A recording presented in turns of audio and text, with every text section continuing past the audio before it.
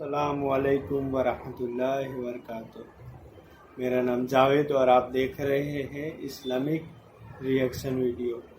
دوستو، آج ہم جو ویڈیو ریئیکشن دینے جا رہے ہیں جس ویڈیو پہ، وہ سلمان اظہری صاحب کا ویڈیو ہے، اور وہ آج آپ کو پتہ ہی ہوگا کہ وہ جیل کے اندر ہے، نردوش، تو ان کے لیے بھی دعا کیجیے گا۔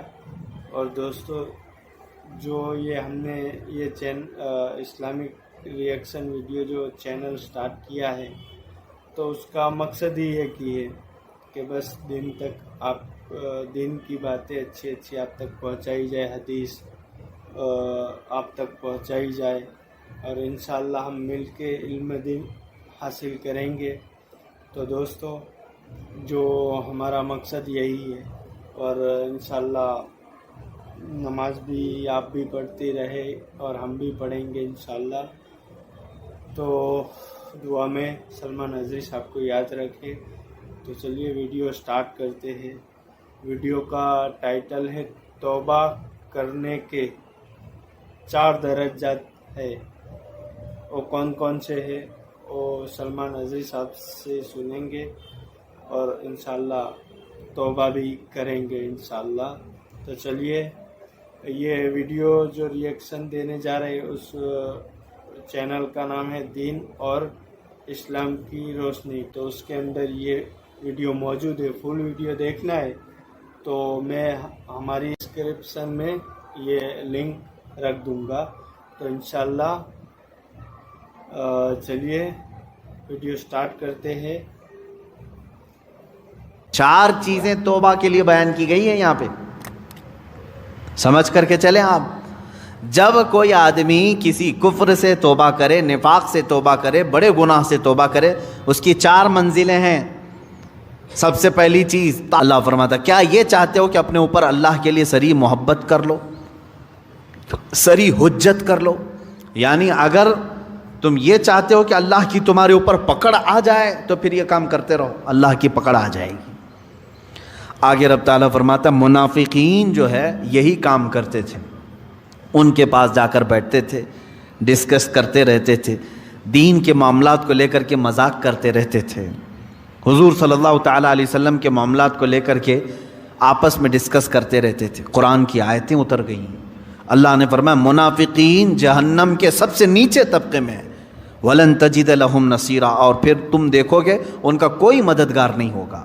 ہاں إِلَّا الَّذِينَ تَابُوا، اب یہاں توبہ کی اہمیت بیان کی جائے، مگر وہ لوگ جنہوں نے توبہ کر لیا، وَأَصْلَحُوا، اور اپنے آپ کو سنوار لیا، وَاعْتَصَمُوا بِاللَّهِ، اور اللہ کی رسی کو مضبوطی سے پکڑ لیا، وَأَخْلَصُوا دِينَهُمْ لِلَّهِ، اور اپنے دین کو اللہ کے لیے خالص کر لیا، فَأُولَئِكَ مَعَ الْمُؤْمِنِينَ، تو پھر وہ مومنین کے ساتھ ہوں۔ 4 چیزیں توبہ کے لیے بیان کی گئی ہیں یہاں پہ، سمجھ کر کے چلیں آپ۔ جب کوئی آدمی کسی کفر سے توبہ کرے، نفاق سے توبہ کرے، بڑے گناہ سے توبہ کرے، اس کی 4 منزلیں ہیں۔ سب سے پہلی چیز تابو، توبہ کرے۔ توبہ گال پہ تھپڑ مارنے کا نام نہیں ہے، توبہ لفظ ہے رجوع کرنے کا۔ رجوع کا مطلب ہے جس کام کو کیا تھا اس سے اپنے آپ کو شرمندگی محسوس کرے کہ میں نے غلط کیا تھا اور چھوڑنے کا پکا ارادہ کر لیا، یہ توبہ ہے۔ کان پکڑنا، گلے گال کو تھپڑ مارنا یہ کوئی ضروری نہیں بھی کیا، تم نے سوئے دل میں ارادہ کر لیا اے اللہ مجھ سے غلطی ہو گئی، میں باز آتا ہوں، یہ توبہ ہو گئی، یہ تمہاری توبہ ہے۔ سجدے میں گر گئے، اے اللہ مجھے افسوس ہے کہ میرے سے غلط کام ہو گیا، تم نے اپنی غلطی سے توبہ کر لی، بس یہ توبہ ہے۔ توبہ کہتے ہیں پلٹنے کو، جہاں تھے تم وہاں سے پلٹ آئے۔ نمبر 1، توبہ کے بعد کیا کیا کرنا ہے؟ وہ اصلحو کا مطلب ہوتا ہے اپنے آپ کو پھر سنوارنا ہوگا تمہیں۔ مومنین کے ساتھ اگر بیٹھنا ہے تو سنوارنا ہوگا۔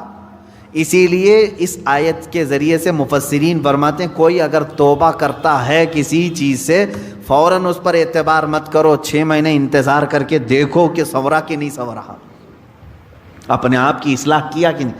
میاں آج چھوٹی چیز تھپڑ مار لیا، توبہ توبہ توبہ توبہ، اور اس کے بعد پھر کل دیکھا تو پھر وہی ہے، کبھی کبھار جو سچی توبہ نہیں کرتا ہے وہ آدمی چند دنوں کے بعد پھر واپس اسی گناہ میں چلا جاتا ہے. شریعت نے کہا ہے کہ 6 مہینے اس کا انتظار کریں, 6 مہینے اس کا انتظار کریں, دیکھیں کہ اس نے اپنے آپ کی اصلاح کر لی یا نہیں. کچھ لوگ صرف شادی کے لیے توبہ کر لیتے ہیں, صرف شادی کے لیے ایمان لے آ رہے ہیں, یہ بھی معاملات ہے. تو یہاں پر بھی حکم ہے, ٹھیک ہے ایمان لائے, میں اس کا انکاری نہیں ہوں. کوئی لڑکی ایمان لے آئی, کوئی لڑکا ایمان لے آیا, اسلام میں داخل ہوئے, تو حکم تو یہ ہے کہ 6 ماہ اس کا انتظار کرو, دیکھو کہ حقیقت میں اس نے اپنے آپ کو سنوار لیا کہ نہیں. ارے ادھر صبح توبہ کیا, دوپہر میں نکاح کی محفل بیٹھ گئی, پھر شام میں پتہ چلا کہ ہو گیا, اب واپس چلو اپنے دھرم میں. یہ تو دھوکہ دینا ہوا. تو اصلاح کرنا اپنے آپ کی, یہ توبہ کی دوسری منزل ہے. تم ایمان والوں میں کب شامل کیے جاؤ گے؟ پہلے نمبر پر توبہ, دوسرے نمبر پر اپنی اصلاح. وہ یوں ہی سمجھ لیں زخم ہو گیا تھا, ہاتھ میں زخم ہو گیا تھا, پھوڑی ہو گئی تھی, پھٹ گیا, گئے ڈاکٹر کے پاس, کس کام کے لیے؟ علاج کے لیے. اب وہاں 2 چیزیں ہیں, 2 چیزیں. پہلے تو اس کو صاف کر کے وہ پٹی باندھے, پہلے تو صاف کر کے پٹی باندھے, اس کے بعد پھر دوائی بھی دے کہ جو کمزوری آئی ہے وہ دور ہو سکے. دونوں میں خالی ایک ہی کیا, خالی دوائی لے کر کے آیا, زخم کو نہ پوچھا نہ کچھ نہیں. تو زخم تو باقی رہا اور دوائی کھا رہے ہو. یا زخم کو تم نے سب پوچھ دیا لیکن دوائی کھائی نہیں, تو بھی چنگا ہونے میں, بھلا ہونے میں ٹائم لگتا ہے. اسی طرح سمجھ لیں کہ گناہوں سے توبہ کر لیا, پٹی باندھ لیا, اصلاح کرنے کے لیے نمازوں کی کثرت کرو, خیرات کی, یہ گولی کا کام کرے گی, تمہارے جسم کے اندر اصلاح پیدا ہو جائے گی. مثال کے طور پر اب دارالحرب ہے, ہمارے ہاں تو اسلامی نظام ہے نہیں. یہاں اگر جیسے بھیانک گناہ ہو جاتے ہیں تو کیا کرنا چاہیے اسے؟ جیسے زنا ہو گیا کسی سے, اسلامی ریاست ہوتی تو اسے تو سنسار کرنے کا حکم ہے نا. غیر شادی شدہ ہو تو 100 کوڑے مارے جائیں گے, شادی شدہ ہو تو سنسار کیا جائے گا, یہ اسلامی سزا ہے. یا چوری کیا ہے تو ہاتھ کاٹا جائے گا. یہ معاملات ہیں. لیکن آپ دارالحرب میں ہیں, یعنی یہاں اسلامی نظام نہیں, آپ سے ایسا گناہ سرزد ہوا تو اب کیا ہے؟ اس کے لیے اسلام نے یہ نظام رکھا ہے کہ تم سب سے پہلی چیز توبہ کرو, توبہ کرو, اس بھیانک گناہ سے توبہ کرو. دوسرے نمبر پر اللہ نے فرمایا وَأَصْلَحُوا, اور اپنی اصلاح کرو. اصلاح کس بات پر؟ پہلے سے زیادہ نمازوں میں آؤ, نفل کی کثرت کرنے لگ جاؤ, خیرات کرو, صدقہ دو, محفلوں میں بیٹھو, تسبیح ہاتھ میں لے لو. کیونکہ جو ڈیمیج کیا تم نے اپنی روح کو, اس کو اتنا بینڈیج تو لگانا ہی پڑے گا, اس کی اصلاح تو ضروری ہے. تو جس سے گناہ سرزد ہوئے وہ اگر توبہ کرنا چاہتا ہے تو 2 چیزیں پہلے سمجھ لیں. ایک تو سچے دل سے توبہ کرنا, یعنی باز آنے کا ارادہ کر لینا. دوسری اس پر نیکیوں کی کثرت کرنا, تب جا کر کے وہ توبہ کا پھل تمہیں ملے گا. ہاں بعض جگہوں پر میں نے دیکھا ہے, دیہاتوں وغیرہ میں وہ لوگ کسی لڑکے اور لڑکی کے معاملے کو دیکھتے ہیں کہ یہ غیر شادی شدہ تھے اور چلے گئے اور ساتھ میں رات بتا کر کے آئے, تو ان کو پکڑ کر کے جماعت والے بٹھاتے ہیں. اسلامی سزا ہے نہیں, آپ دے نہیں سکتے. اور بعض دیہاتوں میں نے دیکھا ہے کہ جھاڑو لے کر کے اس کو مارتے ہیں یا ٹاول کو لپیٹ کر کے اس کو مارتے ہیں. یہ مذاق کر رہے ہو اسلامی نظام کا؟ مذاق ہے اسلامی نظام کا. وہ تو حضرت ایوب علیہ السلام کی بیوی کے لیے اترا تھا قرآن پاک میں. حضرت ایوب علیہ السلام نے قسم کھا لی تھی اپنی بیوی کے بارے میں کہ وہ شیطان کے پاس گئی تھی, اگر میں صحیح ہو جاؤں تو تجھے 100 کوڑے ماروں گا. آپ صحیح ہو گئے, 100 کوڑے مارنے والے تھے, لیکن وہ بیوی بڑی نیک شعار تھی. اللہ نے حکم فرمایا جبرائیل امین کو, جاؤ ایک جھاڑو جس میں 100 کاڑیاں ہوں وہ ایوب کو دے دو اور کہو کہ ایک بار اس سے اپنی بیوی کو مارے, ان کی قسم پوری ہو جائے گی. یہ قرآن میں ہے. وہ ایوب علیہ السلام کی بیوی کے لیے یہ بات اتری تھی, تو میں نے کسی گاؤں کے متولی صاحب کے متعلق یہ سنا کہ وہ بھی 100 کاڑیوں کی جھاڑو لے کر کے اس لڑکے کو مارتے ہیں جو لڑکی کو بھگا لے جاتا ہے، اور کہتے ہیں 100 کوڑوں کے برابر ہو گیا، اور اگر 100 کوڑے مارو گے تو پھر اگلا دن آپ کے کوڑے پڑنے کا آ جائے گا، یہاں نہیں مار سکتے۔ یہاں صرف یہ ہے کہ سچی توبہ کی اسے تلقین کی جائے، رو رو کر کے تو توبہ کرے، اس کے بعد اپنی اصلاح کرے۔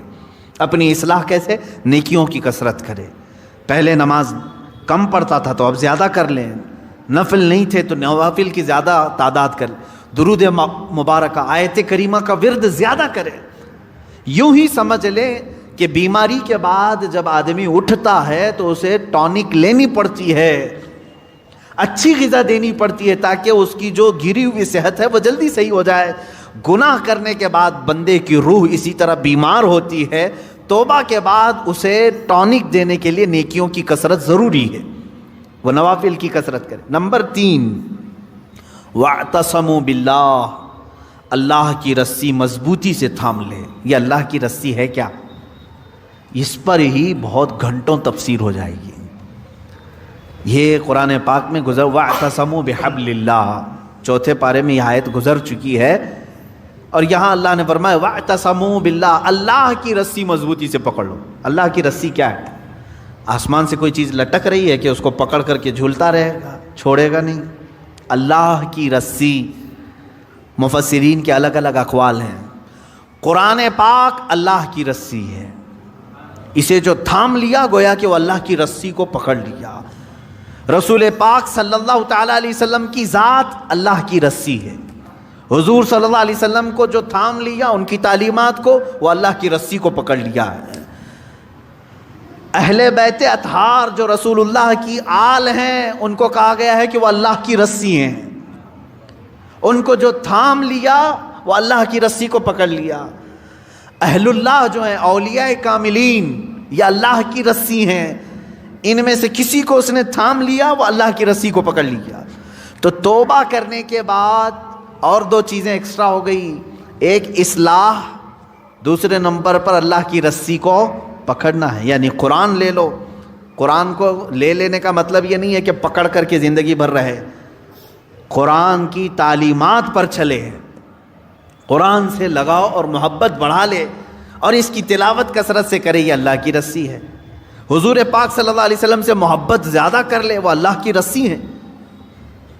اور یہ ایک بات یاد رکھیں، میں آپ سے کہتا ہوں، یہاں میرے پاس ایک رسی ہے، ایک اس کا سرا، ایک کونا میرے پاس ہے، ایک باہر، اور آپ نے اس رسی کو پکڑ لیا، اور جب میں رسی کھینچوں تو سیدھے آپ کس کے پاس آئیں گے؟ میرے پاس آ جائیں گے، بلا تشبیہ و بلا تمثیل۔ اللہ نے قرآن میں فرمایا اللہ کی رسی کو پکڑ لو، یعنی اللہ رب العزت کی جو رسی ہے وہ خود خدائے قدیر و جبار کے دست قدرت میں ہے، اور اس رسی کا ایک سرا، ایک کونا دنیا میں ہے، وہ رسول پاک کی شکل میں ہے، اہل بیت اطہار کی شکل میں ہے، قرآن عظیم کی شکل میں ہے۔ ان کو جس نے پکڑ لیا، جب رب تبارک و تعالیٰ سارے لوگوں کو کھینچے گا تو تم وہیں جاؤ گے جہاں یہ اس رسی کا دوسرا کنارہ ہوگا۔ اسی کو کہتے ہیں اللہ رب العزت تک پہنچنے کے لیے اس کی رسی کو تھام لینا، یعنی اہل اللہ، اولیاء کاملین سے وابستہ ہونا، قرآن پاک سے اور رسول پاک کی زندگی سے وابستہ ہونا۔ 3 چیزیں میں نے گنا دیا توبہ کے لیے۔ وَأَخْلَصُوا دِينَهُمْ لِلَّهِ، چوتھی چیز ہے اپنے دین کو اللہ کے لیے خالص کر دینا، پیورٹی والا دین۔ یہ وہی شادی کرنے والے لوگوں کے لیے ہے، جو شادی کے لیے دین میں آئے تو اللہ فرمانا نہیں، اللہ کے لیے دین میں آؤ، اللہ کے لیے توبہ کرو۔ بعض لوگوں کو دیکھا گیا کہ بھائی بہت زیادہ آوارہ گردی کرتا تھا، میں تو بیٹی نہیں دوں گا اس کو، کہا 4 لوگوں کو لے آؤ، میں توبہ کرتا ہوں۔ توبہ توبہ توبہ توبہ، ہو گئی توبہ۔ اس کے بعد اس کی بیٹی کو لینے کے لیے تم نے 4 لوگوں کے پاس توبہ کیا۔ میرے عزیزوں، اب توبہ کے اصول آپ سیکھ لو۔ اس نے توبہ کس کے لیے کیا؟ ایک خاتون کے لیے۔ اللہ فرما رہا ہے اللہ کے لیے آ جاؤ، یہ آج تیرے نکاح میں ہے، کل پھیکی پڑ جائے گی، لیکن اللہ رب العزت تو ہمیشہ رہنے والا ہے۔ یہ ان لوگوں کے لیے بھی تھا جو دائرہ اسلام میں داخل ہوتے تھے. جیسے ہجرت کے متعلق حضور صلی اللہ علیہ وسلم نے فرمایا جس نے اللہ اور اس کے رسول کے لیے ہجرت کی اس کا ثواب بے حساب ہے. ہجرت کا مطلب ایک وطن چھوڑ کر کے دوسرے وطن گئے. جیسے مکہ چھوڑ کر کے صحابہ مدینے گئے تھے, کس کے لیے گئے تھے؟ اللہ اور اس کے رسول کی محبت میں گئے تھے. ایک صحابی جو ہے وہ مکہ سے نکلے, ان کی منگنی ہوئی تھی مدینے کی لڑکی سے. مدینے کی ایک لڑکی سے ان کی منگنی ہوئی تھی. وہ سفر کر کے آ گئے. انہوں نے سوچا شادی بھی ہو جائے گی, ہجرت بھی ہو جائے گی, ثواب کا ثواب ہے, گھر کا گھر بھی ہے. شادی ان کی مدینے میں ہونی تھی, سسرال مدینے میں, اور مکہ سے ان کو ہجرت کرنے کا ثواب بھی لینا تھا. لیکن وہ ہجرت کر کے آئے, تب اللہ کے نبی صلی اللہ علیہ وسلم نے یہ حدیث بیان فرمائی جس کی ہجرت جس غرض سے ہوئی اسی غرض میں مانی جائے گی. جو اللہ اور رسول کے لیے ہجرت کر کے آئے تھے اس کا ثواب بے حساب ہے, اور جو شادی کے لیے ہجرت کر کے آئے تھے تو یہ شادی کا ہی مانا جائے گا. یہ شادی کا. بعض لوگ ہجرت کر کے مائیگریٹ کر کے دوسری کنٹریز میں آج گئے ہوئے ہیں, وہ اپنی روزی روٹی کے لیے گئے ہوئے ہیں. اس ہجرت کا ثواب نہیں ہے. اپنے دین کی حفاظت کے لیے اور اللہ کی رضا کے لیے اگر کوئی ہجرت کیا ہے تو اس کا ثواب ہے, بہت بڑا ثواب ہے. مثال کے طور پر برما کے لوگ جو ہجرت کی ہیں ان کے اوپر آفتیں تھیں, مصیبتیں تھیں, اور ان کے اوپر دین تنگ کر دیا گیا تھا, اور وہ وہاں سے گھر چھوڑ کر کے ہجرت کر کے اگر کسی دارالاسلام میں گئے ہیں تو ان کو وہی ہجرت کا ثواب ہوگا جو صحابہ نے ہجرت کی تھی. دین کی یہ ثواب ہے کیونکہ وہ اپنے دین کی حفاظت کے لیے ہجرت کیے تھے. اس بات کو سمجھیں. 4 چیزیں یہاں پر بیان ہوئی ہیں توبہ کے متعلق.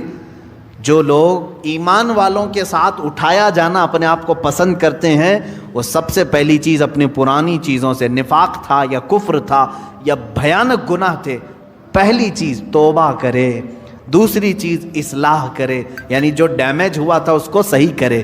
کیسے؟ نیکیوں سے, نمازوں سے, تسبیحات سے. نمبر 3, اللہ کی رسی کو پکڑ لے. یہ نہیں کہ خالی تو مسجد میں بیٹھ گیا اور یہ سوچا مجھے کسی کی ضرورت نہیں, کسی پیر فقیر کی ضرورت نہیں. بولتے ہیں نا بعض لوگ, میرا دین کامل ہے, کسی پیر اس طرح کے جملے لوگ اپنے ماڈرنزم کو بتانا چاہتے ہیں کہ ہم اہل اللہ کے قریب نہیں جانا چاہتے, اللہ والوں کی ہمیں کوئی حاجت نہیں. جبکہ قرآن کہہ رہا ہے کونوا مع الصادقین, تم اللہ کے سچے بندوں کے ساتھ رہو. اگر تمہاری ضرورت نہیں تھی تو اللہ نہیں فرماتا کہ ان بندوں کے ساتھ رہو. یہ اللہ کی رسی ہے, ان کی صحبت میں اپنا وقت گزارو, ان کی تعلیمات میں اپنا وقت گزارو. نمبر 4 ہے اپنے دین کو خالص کر لینا, پیورٹی. یعنی توبہ کیا ہے تو کسی دنیاوی غرض سے نہیں بلکہ اللہ کو راضی کرنے کے لیے. بزنس کے لیے اگر کوئی داڑھی رکھ لیا, اپنا دھندا چمکانے کے لیے اگر کوئی ٹوپی پہن لیا تو نہ اس داڑھی کا اسے ثواب ہے نہ اس ٹوپی کا اسے ثواب ہے, بلکہ وہ دھوکہ دڑی میں شامل ہے. ہاں, اللہ کو راضی کرنے کے لیے اور اپنے حبیب کو راضی کرنے کے لیے کیا ہے. اللہ اس کے کاروبار میں بھی برکت دے اور اس عمل کا بھی اسے ثواب عطا کرے. یہ 4 چیزیں ہیں. تو آپ کو کیسا لگا یہ بیان؟ اور انشاءاللہ توبہ کرے, اصلاح کرے, اللہ کی رسی کو مضبوطی سے تھامے رکھے. اور 4 باتیں کری توبہ کے لیے. تو انشاءاللہ ہم آپ مل کے توبہ کریں گے. انشاءاللہ کرتے ہیں توبہ اور نماز پڑھیں گے. تو دوستو آپ بھی بتائیے انشاءاللہ, اور ایسے ہی ہم اچھی باتیں آپ تک پہنچاتے رہیں گے. تو چلیے دوستو, اگلے ویڈیو میں ملتے ہیں. تب تک کے لیے اللہ حافظ. آپ کا خیال رکھیے گا. چلیے.